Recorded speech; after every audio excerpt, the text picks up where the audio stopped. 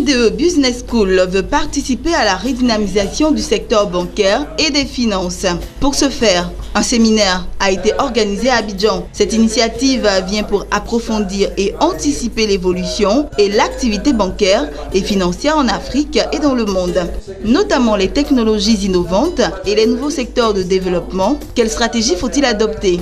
Les experts venus d'Europe ont partagé leurs expériences avec les participants.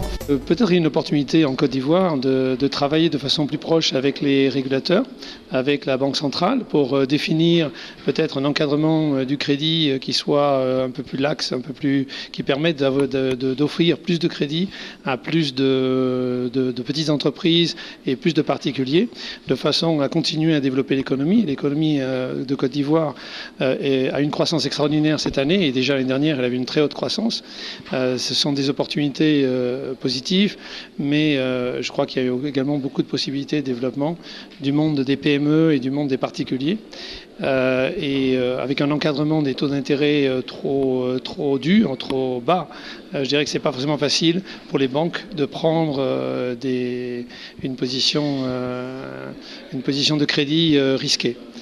Donc peut-être il y a des opportunités pour les banquiers de travailler avec les régulateurs pour définir un meilleur encadrement.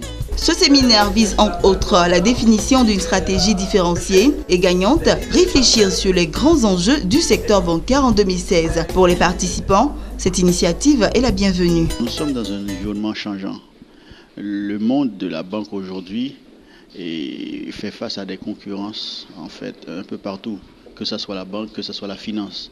Nous voyons dans des pays développés où il y a des institutions et les fintechs se développent énormément. Et il y a aussi des sociétés de mobile money qui se développent énormément.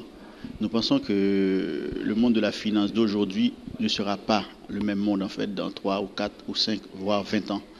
Du coup, il est important pour nous de comprendre en fait les challenges et les opportunités à saisir pour faire avancer en fait le secteur financier, que ce soit de la microfinance ou de la banque.